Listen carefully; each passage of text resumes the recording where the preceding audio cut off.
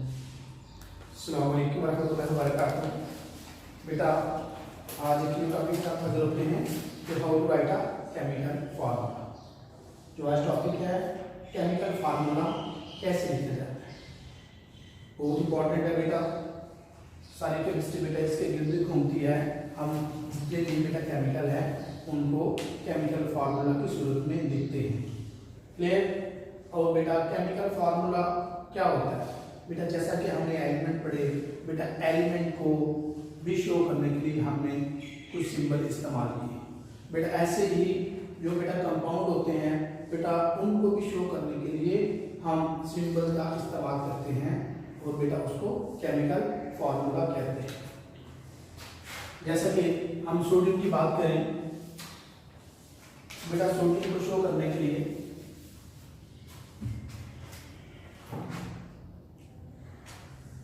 हमने बेटा Na का इस्तेमाल किया। ऐसे बेटा कार्बन की बात करें तो कार्बन को बेटा शो करने के लिए हमने C का इस्तेमाल किया। ठीक है बेटा, ऐसे ही कंपाउंड को शो करने के लिए बेटा भी हम सिंबल का इस्तेमाल करते हैं, तो बेटा उसको केमिकल फार्मूला कहते हैं। ठीक है, the compounds are shown by writing symbols. ठीक है, इज कॉल्ड केमिकल फार्मूला। तो first of all chemical formula लिखने में सबसे पहले बेटा क्या लिखा जाता है, सबसे पहले बेटा एलिमेंट के सिंबल को साइड बाय साइड लिखा जाता है। जो भी कंपाउंड हो, लेट्स सपोज हमारे पास NaCl ये कंपाउंड है, तो NaCl है तो इसका सोडियम क्लोराइड है। तो फर्स्ट ऑफ ऑल हम क्या करेंगे, हम दो सिंबल जो है जो कि सोडियम क्लोराइड है बेटा उनको साथ साथ लिख देंगे। ठीक है, हमारे पास नमक है तो इसका जो केमिकल फार्मूला है वो है NaCl। तो फर्स्ट ऑफ ऑल हम क्या करेंगे, फर्स्ट पॉइंट पे हम बेटा NaCl को साइड बाय साइड लिख देंगे बेटा। सेकंड हम क्या करेंगे बेटा, सेकंड स्टेप होगा बेटा, इन दोनों बेटा इस कंपाउंड में सोडियम भी प्रेजेंट है और क्लोरीन भी प्रेजेंट है बेटा। एक ऊपर पॉजिटिव चार्ज होता है और एक ऊपर नेगेटिव चार्ज होता है। सोडियम पे पॉजिटिव चार्ज है जबकि क्लोरीन पे नेगेटिव चार्ज है। सोडियम का पॉजिटिव और क्लोरीन का नेगेटिव एक दूसरे को बेटा अट्रैक्ट करते हैं, तो एक बॉन्ड की शक्ल इख्तियार कर जाता है कंपाउंड, ये अट्रैक्शन। क्लियर? तो बेटा NaCl में बेटा सोडियम भी प्रेजेंट है और क्लोरीन भी, तो बेटा हम क्या करेंगे, जो पॉजिटिव आयन है उसको हम पहले लिखेंगे और नेगेटिव बेटा आयन को बाद में लिखेंगे। ये बेटा सेकंड पॉइंट हुआ कि पॉजिटिव आयन को हमने पहले लिखना है और नेगेटिव आयन को बेटा हमने बाद में लिखना है। थर्ड स्टेप बेटा जो वैलेंसी है बेटा उसको ऊपर शो करते हैं।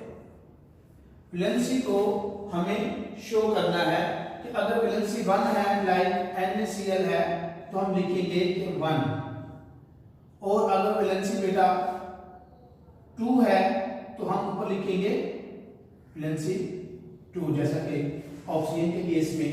ठीक है, ऐसे ही अगर बेटा वैलेंसी 3 है तो हम बेटा लिखेंगे साथ 3। ठीक है बेटा, तो ये बेटा वैलेंसी का भी मेंशन करना है। इसके अलावा बेटा किसी भी जो कंपाउंड है बेटा उसमें नंबर ऑफ एटम्स भी हम क्रॉस एक्सचेंज से फाइंड करते हैं कि वैलेंसी का क्रॉस एक्सचेंज मेथड से उसका कैसे इस्तेमाल किया जाता है। लाइक अगर वैलेंसी बेटा इक्वल होती है तो हम ऑफसेट कर देते हैं, हम कोई आप कह लें कि चार्ज ऊपर शो नहीं करते। जैसा कि NaCl हमारे पास है, ये बना बेटा NaCl Na पॉजिटिव और क्लोरीन नेगेटिव। तो बेटा क्रॉस एक्सचेंज के मेथड से हम ये वैलेंसी अगर 1 थी हम इसको यहाँ ले आए, और अगर ये वैलेंसी बेटा 1 थी इसको हम यहाँ ले आए। क्लियर? तो बेटा ये 1 और इसका भी 1 बेटा 1 को तो अंडरस्टूड हम शो ही नहीं करते, तो बेटा इस तरह इनकी जो वैलेंसी है वो ऑफसेट हो जाती है। ठीक है, और अगर हम ऐसे ही बेटा बात करते हैं कैल्शियम क्लोराइड की CaCl2। ठीक है, अब ये Ca है बेटा, इसकी वैलेंसी जो है बेटा 2 कैसे हुई है, हमने पहले भी पढ़ा है कि जितने बॉन्ड के एटम बनाता है बेटा उसकी उतनी ही वैलेंसी होती है। यहाँ बेटा जो कैल्शियम है वो क्लोरीन के साथ 2 बॉन्ड बनाता है, तो इस तरह इसकी वैलेंसी 2 है, और क्लोरीन जो है वो बेटा 1 बॉन्ड बनाता है, तो उसकी वैलेंसी कितनी है 1। तो बेटा यहाँ हम क्या लिखेंगे, कैल्शियम के ऊपर हम +2 लिखेंगे, और इस तरह बेटा हम इधर -1 लिखेंगे। तो क्रॉस एक्सचेंज की मेथड से बेटा ये इधर क्रॉस मल्टीप्लिकेशन जैसे हम करते हैं ये इधर, तो बेटा ये क्या हो जाएगा, इसके साथ 1 आ जाएगा, और यहाँ क्या आ जाएगा, ये वाला 2 यहाँ आ जाएगा, तो इसका पार्ट लिखेंगे CaCl2। क्लियर बेटा, इस तरह हम क्रॉस एक्सचेंज का मेथड भी यूज करते हैं। और अगर तो बेटा वो वैलेंसीज दोनों एक दूसरे के बराबर हैं, कैंसिल हम जो कर देते हैं, ऑफसेट कर देते हैं, हम उनको नीचे मेंशन नहीं करते, जैसा कि सोडियम क्लोराइड के नतीजे में है। लेकिन अगर एक की ज्यादा हो एक की कम हो, बेटा हम उनको फिर क्या करते हैं, उसको नीचे शो करते हैं, जैसे कि CaCl2 के केस में। ऐसे ही बेटा अगर हमारे पास जो आयन है वो कॉम्बिनेशन ऑफ एटम्स हो, अगर हमारे पास जो आयन है वो कॉम्बिनेशन ऑफ एटम है, तो फिर हम क्या करें बेटा, उसको डिस्कस कर लेते हैं। कि लेट्स सपोज हमारे पास आपकी बुक में जो एग्जांपल दी है SO4 - 2, SO4 - 2, बेटा इसका जो फार्मूला आपकी बुक में दिया गया है Al2SO4 thrice, Al2SO4 thrice। Clear बेटा। अब अगर ग्रुप की सूरत में बेटा हमारे पास जो आयन है तो ग्रुप ऑफ एटम्स है, तो उसके फार्मूले को हम कैसे लिखेंगे, बिल्कुल बेटा वैसे ही इनके नीचे जो 2 आया है आपको भी पता चल जाता है कि ये 2 कैसे आया है, ये क्रॉस एक्सचेंज के मेथड से आया है, और ये 3 कैसे आया है, ये भी क्रॉस एक्सचेंज के मेथड से आया है। बेटा इसकी स्ट्रक्चर को हम ओपन करते हैं तो हमें बिल्कुल पता चल जाएगा कि ये किस तरह है। बेटा ये हमने पहले भी सल्फेट का स्ट्रक्चर बेटा इसको स्टडी किया है। क्लियर, इस तरह हमारे पास एक 3 सल्फेट है, तो एक और सल्फेट का स्ट्रक्चर है,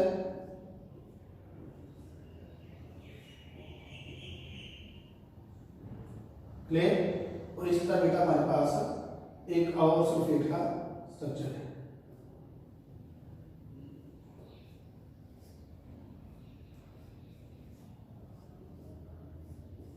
बेटा यहाँ एल्यूमिनियम है, तो बेटा एल्यूमिनियम में 3 बॉन्ड है, एक इसके साथ, एक इसके साथ, और एक इसके साथ। एक और एल्यूमिनियम है, उसमें भी 3, एक यहाँ, एक इधर और एक इधर। इसका पता चला कि एल्यूमिनियम ने 3 बॉन्ड बनाए हैं। मीन कि एल्यूमिनियम की वैलेंसी कितनी है, 3 है।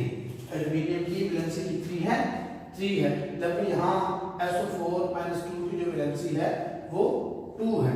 तो बेटा एल्यूमिनियम की वैलेंसी 3 है, तो हम इसको ऐसे लिख सकते हैं, और SO4 की यहाँ वैलेंसी बेटा कितनी है, 2 है, तो हम इसको ऐसे लिख सकते हैं।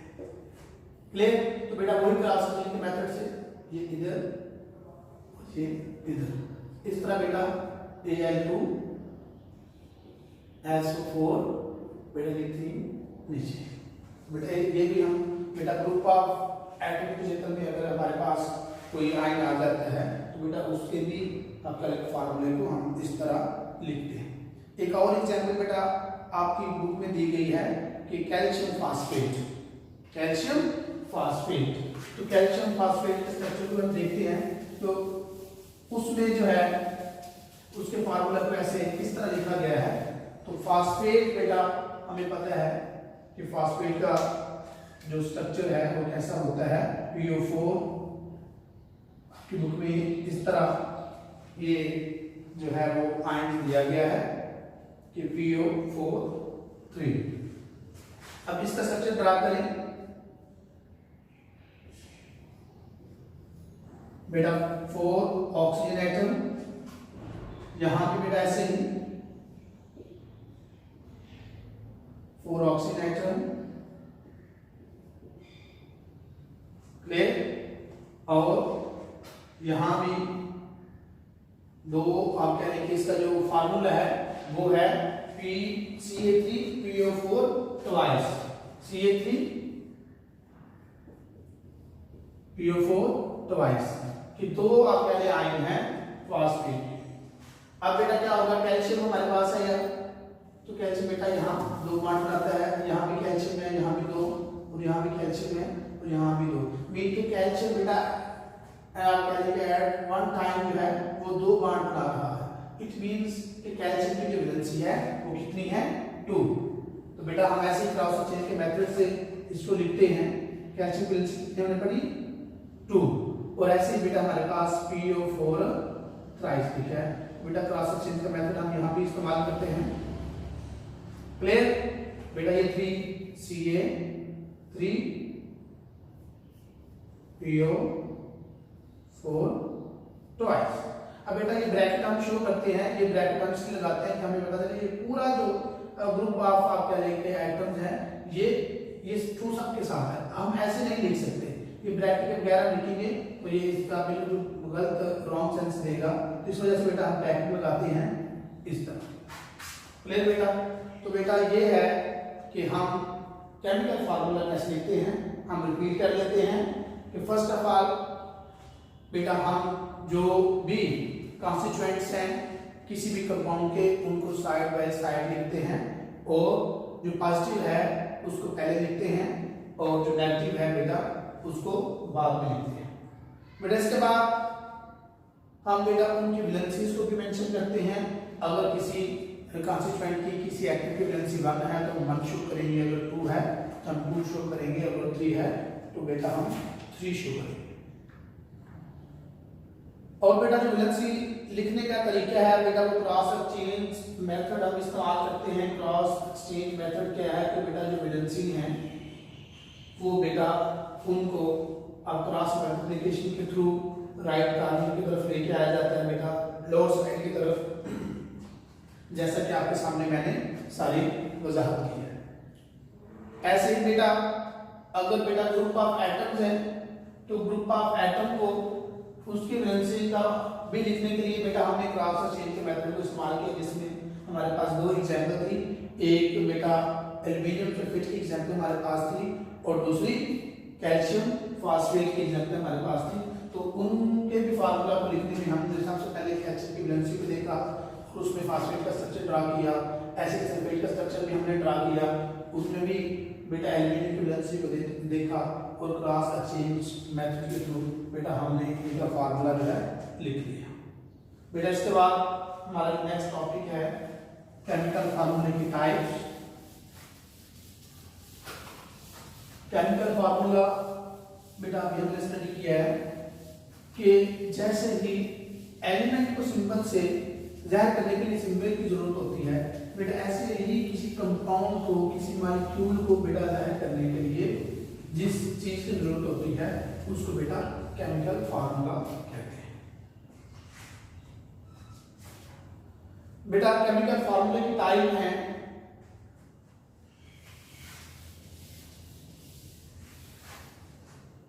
Empirical formula and molecular formula.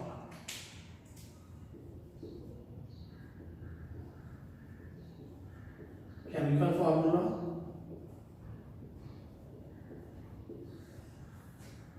Empirical formula, हम EF लिख देते हैं बेटा, आपने कंप्लीट लिखना है एम्पिरिकल फार्मूला और मॉलिक्यूलर फार्मूला।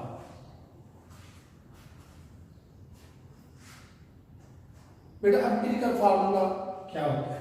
सबसे पहले बेटा हम एम्पिरिकल फार्मूला को डिफाइन करते हैं। बेटा हम एम्पिरिकल फार्मूला को डिफाइन करते हैं the formula which show the simplest ratio of atom in a molecule. ऐसा फार्मूला जो किसी मॉलिक्यूल में एटम की सिंपलेस्ट रेशियो को बताता है या जाहिर करता है उसको एम्पिरिकल फार्मूला कहते हैं। The formula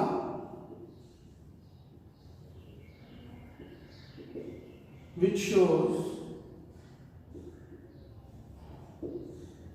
simplest ratio of atoms in a molecule। formula which shows simplest ratio of atoms present in a compound।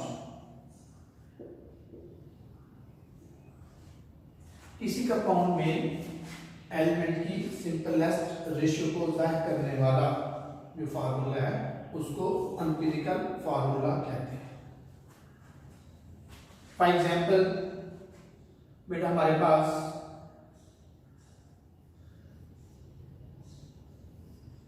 Glucose है जिसका फार्मूला है C6H12O6। अब बेटा सिंपलेस्ट रेशियो क्या होगी? अगर हम देखते हैं कि 6 को देखते हैं तो 6 बेटा कैसे डिवाइड करता है सर को? 6 1 और 6 टेबल 6 का बेटा पढ़े 6 2 और 12 और 6 1 और 6 मीन टू 1:2:1 मीन के कार्बन 1 हाइड्रोजन 2 और ऑक्सीजन भी 1। तो बेटा ये फार्मूला जो एटम की सिंपलेस्ट रेशियो को शो कर रहा है, ये ग्लूकोज है, ये ग्लूकोज का एम्पिरिकल फार्मूला है कि एटम की सिंपलेस्ट रेशियो। बेटा ऐसे ही अगर हम बेंजीन देखते हैं C6H6, ये बेटा बेंजीन का मॉलिक्यूलर फार्मूला है C6H6। तो बेटा इसका हम बेटा 6 से अगर इसको रेशियो निकालते हैं, अगर वो हमारे पास एटम है तो बेटा हम इसको ऐसे भी रेशियो निकाल सकते हैं 1:1:1 मीन की कार्बन भी 1 है और हाइड्रोजन भी यहाँ 1 है। तो ये बेटा बेंजीन का एम्पिरिकल फार्मूला है।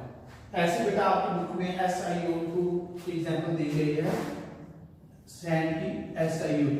फिर इसमें देखिए सिलिकॉन कितने हैं? 1 सिलिकॉन है। तो ये वैसे ही सिंपलेस्ट है, इसको मजीद सिंप्लीफाई नहीं किया जा सकता। तो बेटा ये सिलिकॉन का या सिलिका ये सिलिका जो है जिसे हम सैंड कहते हैं, ये उसका एम्पिरिकल फार्मूला है। अगर बेटा आयनिक कंपाउंड हो, बेटा आयनिक कंपाउंड के केस में हम कहते हैं the formula which show the simplest ratio of ions present in an ionic compound। बेटा आयनिक कंपाउंड के केस में अगर हमारे पास आयनिक कंपाउंड हो, क्योंकि आयनिक कंपाउंड का मॉलिक्यूल नहीं होता बल्कि वो क्रिस्टल की फॉर्म में प्रेजेंट होते हैं। हमें पता है कि आयनिक कंपाउंड में जो एटम होते हैं वो पॉजिटिव और नेगेटिव चार्ज होते हैं और वो एक दूसरे को सराउंड किए होते हैं। पहले भी हमने आयनिक कंपाउंड के स्ट्रक्चर को स्टडी किया था, जैसे कि NaCl है तो हमने कहा था NaCl में क्लोरीन भी प्रेजेंट है और सोडियम भी प्रेजेंट है। क्लोरीन पे बेटा नेगेटिव चार्ज होता है जबकि सोडियम पे पॉजिटिव चार्ज होता है। क्लियर? बेटा इस तरह पॉजिटिवली चार्ज और नेगेटिवली चार्ज जो पार्टिकल हैं उन्होंने एक दूसरे को सराउंड किया होता है, तो बेटा इस तरह वो क्रिस्टल लैटिस की फॉर्म में प्रेजेंट होते हैं। तो बेटा आयनिक कंपाउंड का कोई भी आप कह लें कि मॉलिक्यूल नहीं होता बल्कि उसका जो फार्मूला होता है हम उसको फार्मूला यूनिट कहते हैं। तो उसको हम कैसे डिफाइन करेंगे?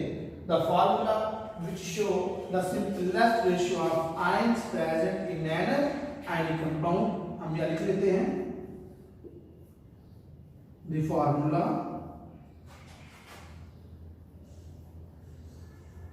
which shows simplest ratio of ions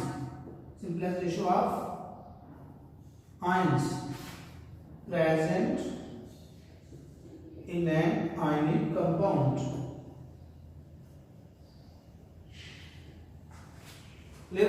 बेटा आयन की सिंपलेस्ट रेशियो को जाहिर करते हैं। जैसा कि बेटा NaCl अगर हमारे पास है, सोडियम क्लोराइड अगर हमारे पास है, बेटा उसका जो क्रिस्टल है हमने उसके क्रिस्टल के स्ट्रक्चर को भी हमने स्टडी किया था कि क्यूब शक्ल में होता है लाइक दिस, जिसके कार्बन पे बेटा यहाँ क्लोरीन प्रेजेंट है, नेगेटिवली चार्ज पार्टिकल है ऐसे, और यहाँ सेंटर में बेटा पॉजिटिव चार्ज सोडियम होता है। क्लियर? इस तरह से लैटिस के फॉर्म में ये मौजूद होते हैं। तो बेटा हम देखते हैं कि ये जो क्रिस्टल लैटिस है, ये इसमें कितने तरह के आयन्स हैं। बेटा दो तरह के आयन कौन कौन से हैं बेटा? यह सोडियम है और क्लोरीन है।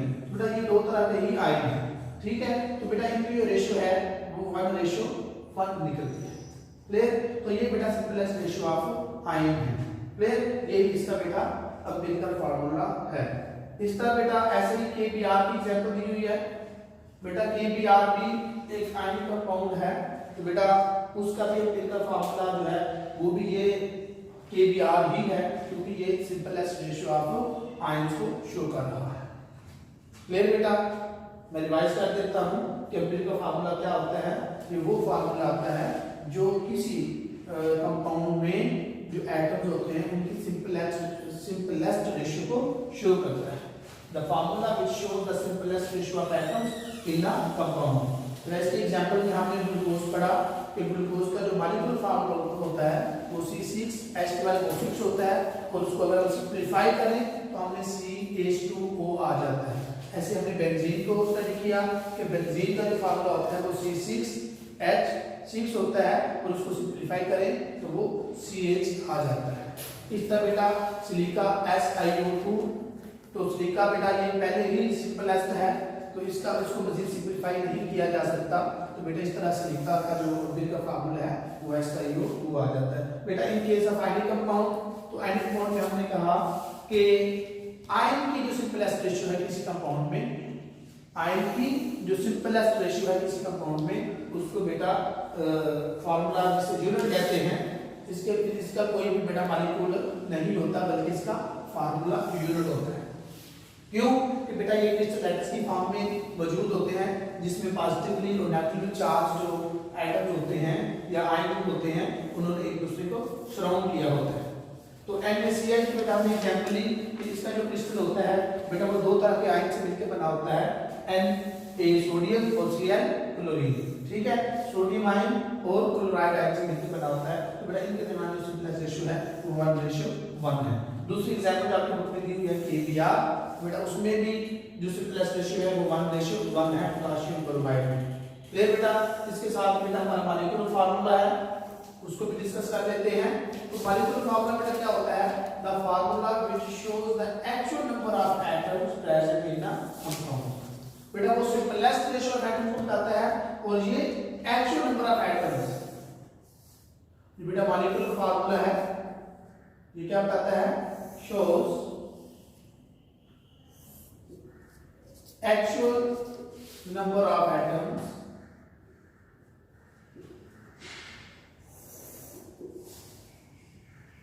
present in the molecule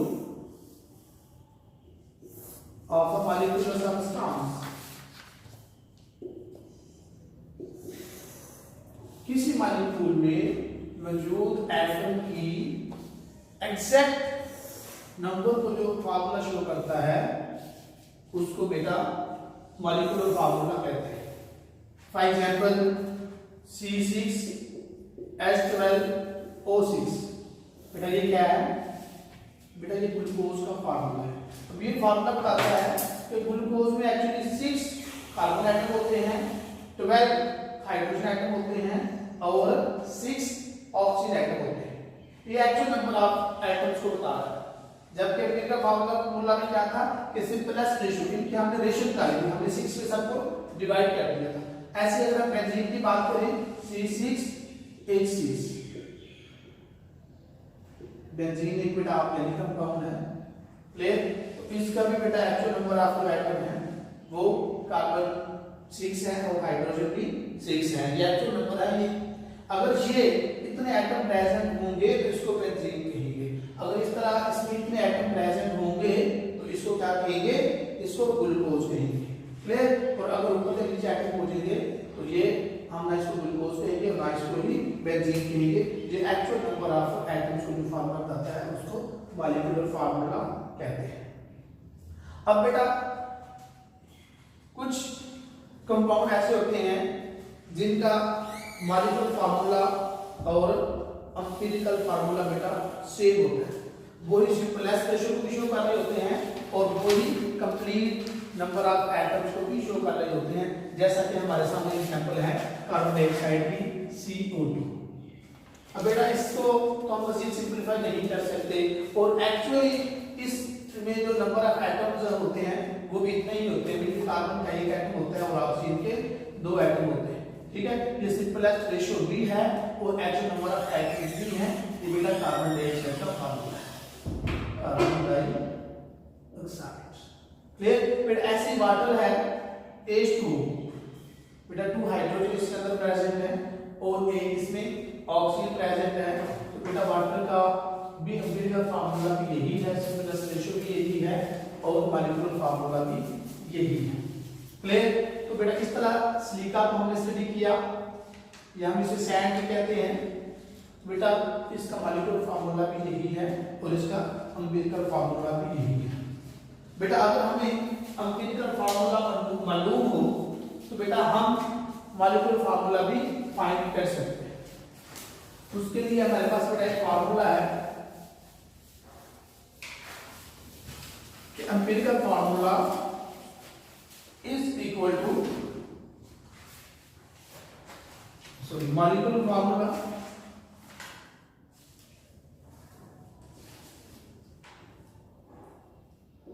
is equal to empirical formula